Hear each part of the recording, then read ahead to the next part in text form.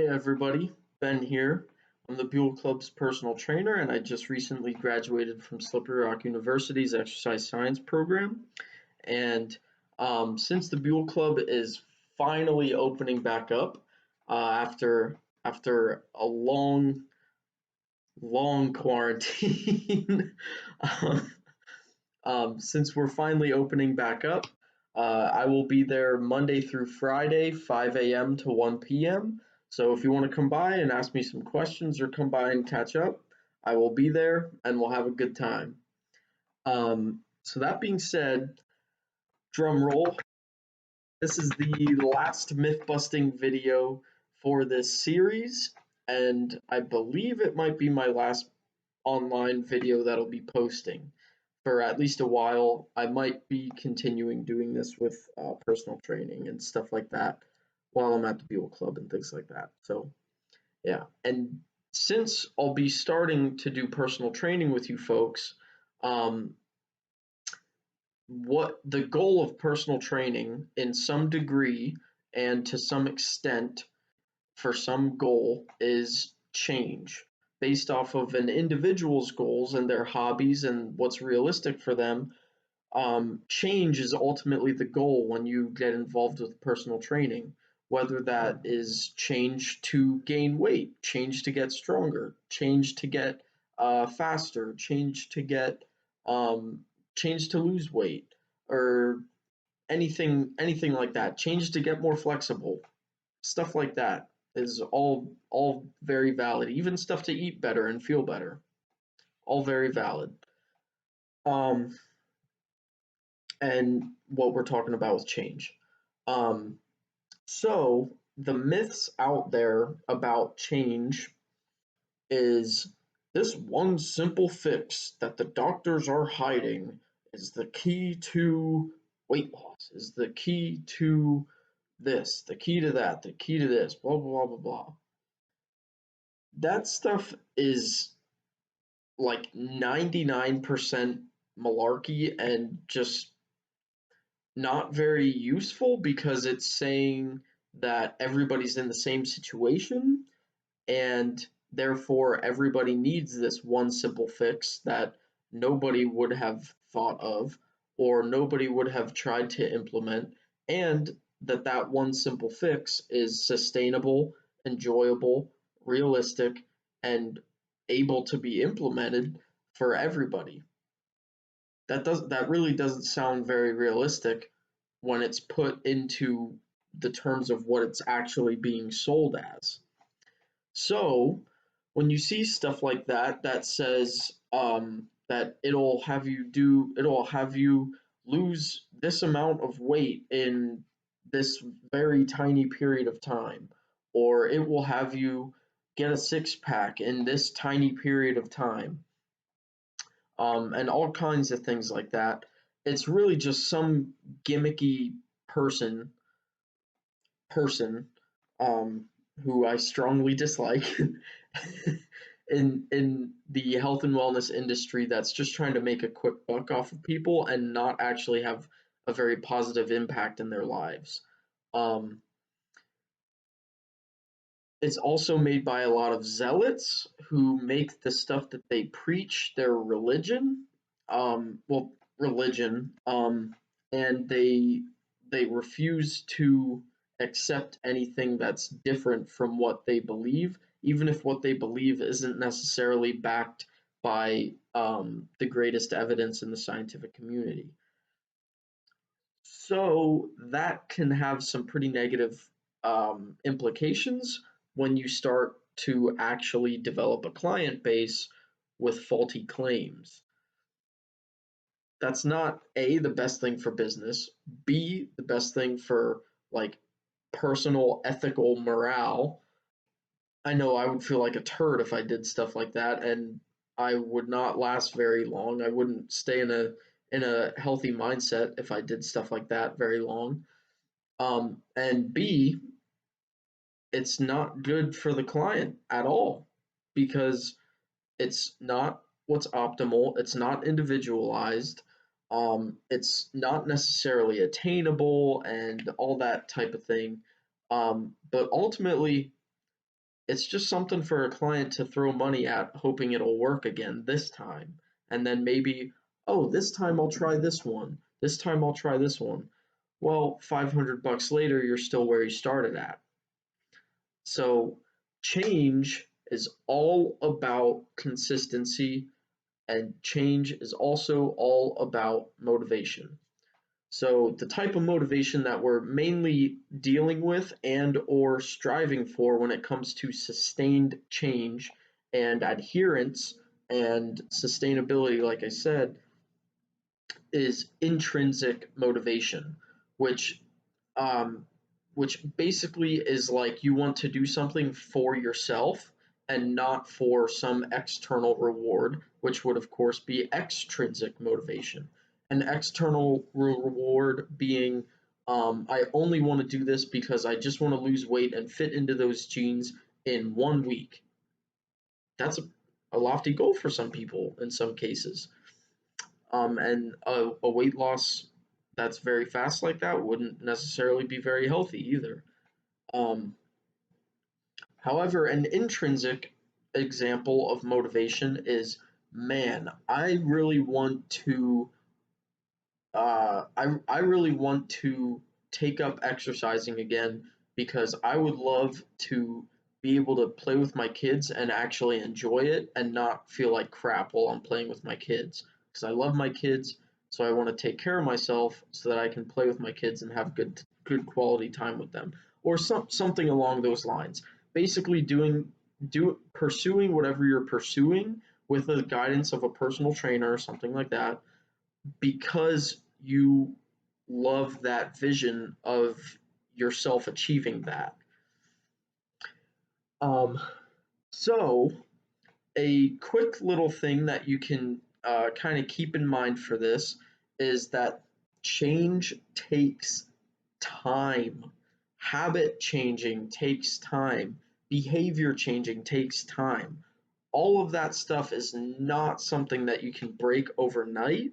And if somebody does break stuff overnight, like break bad habits overnight or break detrimental habits overnight, like hey, more power to you. Go right ahead. Congratulations. Well done. Look at the willpower on you. But for the majority of people, what I'm saying is that's not necessarily the most realistic thing. Even for myself, um, there are still some habits for me that are extremely hard to break, even if they annoy me. For example, I would love if every time I cooked, I got to uh, wash the dishes and put them away real quick. I know that's not related to exercise, but it's still something that nags me every now and then. I would love to be able to wash the dishes and put them away real quick right after I cook, but sometimes I cook, eat, go right to work, or sometimes I cook, eat, and have to study. I can't not study. I can't not do an assignment or something like that. And so that gets thrown by the wayside even though I don't want it to. That's a habit that like I could work on or something. But a very simple way to go about this is to set some behavior goals. And a behavior goal is simply something that you would make in addition to your daily or weekly routine. Um, and in summation, over time, achieving those behavior goals once a day or twice a week or 3 times a week, in summation over a greater period of time, they would add up to get you from point A to point B in your goal. So, an example of that would be I would like to lose weight. So, one behavior goal is instead of having three 16-ounce bottles of Coke a day, I will have one 16-ounce bottle of Coke a day spread out over a long period of time. That will reduce my calorie intake and therefore it will help me create a calorie deficit over time. In addition to that, another behavior goal is I will take up walking and potentially light jogging 2 to 3 days a week, um, totaling to 90 minutes of moderate intensity exercise 2 to 3 days a week, and I will continue to increase that intensity over time. So that will help me also create a caloric deficit and help me get towards my weight loss goal. And I will adjust this if need be.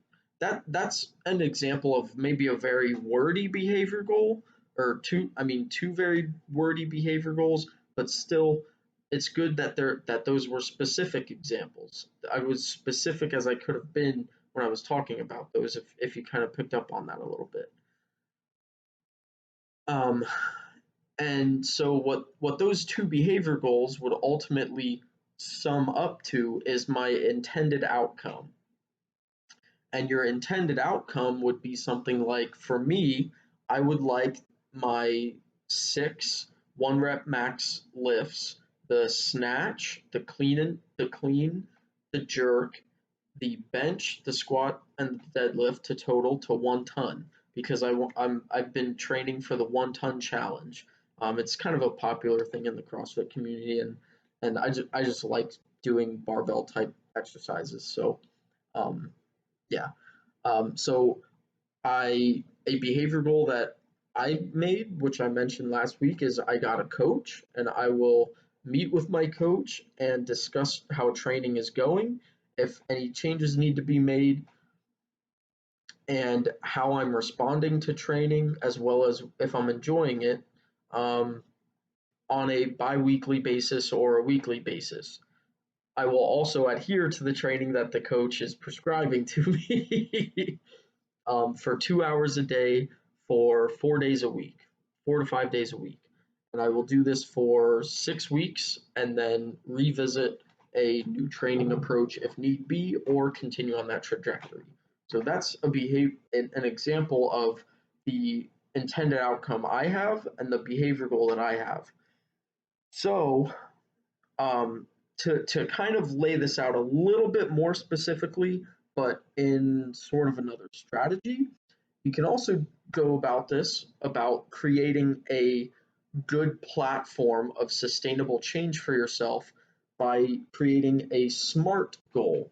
So what SMART stands for, it's an acronym. It stands for specific, measurable, attainable, relevant, and time-based. So um, an example of specific is like stating exactly what you're going to do and using action words.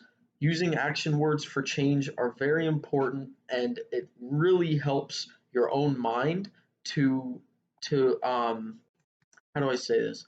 To accept that you are now doing this change. You are now acting towards this change. So specific, and then measurable. So you're going to provide a way to evaluate it. For me, that evaluation would be testing my 1 rep max at the end of each training cycle, or even testing a multiple rep maximum and calculating my 1 rep max at the end of each training cycle for me, for the 1 ton challenge, like I talked about. Achievable. So you want it to be realistic. If there's a 150-year-old, I don't know, 100 pound uh, grandma coming up to me and saying that she wants to achieve the 1 ton challenge, I might explain that goal, while it's impressive to have a goal like that, given the circumstances, maybe here are some more achievable goals that we can focus on and have more sustainability there and enjoy them more. And then we'll revisit what's more realistic and appropriate for that individual after achieving those. Relevant. So that was just an example. Don't take that too seriously. That was just an example. Relevant. So you want to make sure that what the behavior change you're going to do is actually going to be effective for the intended outcome that you are trying to achieve. So like for me, if I said I want to do the 1 ton challenge, and then I said I will lift weights 1 time per week, and I will cut back on my sleeping to 3 hours a night, and I will run 10 miles a day. That's not going to be good for the 1 ton challenge, and that won't be relevant because that wouldn't be focused on strength and technique and joint safety and stuff like that.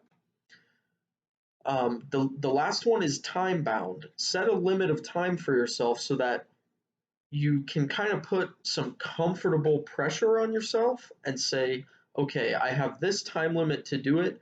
If I have this time limit, that gives me some time to adjust my plan if I have to. And it also gives me some time to get back on track in case I do happen to get off track a little bit. Um, so having that is an accountability booster, but it's also a way to make sure that you don't just procrastinate on it, which is what a lot of us are guilty of doing for, a lot of little things here and there. Um, so, to sum it up, ultimately, the best method of change for you is what is realistic, what is achievable, what you will best adhere to based off of your own individual factors, and what is sustainable for the long run for you to be consistent. Consistency is key. It's that doesn't sound super sexy as a sale, that doesn't sound extremely fancy, that doesn't sound like the next secret that the doctors are keeping from you or anything like that. But like the other videos I talked about, it's just raw elbow grease. All there is to it. Just get a good plan, go from there, adjust if need be, and keep going from point A to point B. So I hope you enjoyed this series. I really enjoyed making it, and I am really looking forward to seeing you folks. And I'm really looking forward to working with you folks, and even sharing my progress in my own behavior goals and intended outcomes and stuff like that. I'm really looking forward to leading by example and practicing what I'm preaching there. Plus, I mean, the gym's open. Everybody, we got a gym. Hallelujah. I'll see you folks there. Be there bright and early at 5 or before 1, and we'll have a good time. Thank you.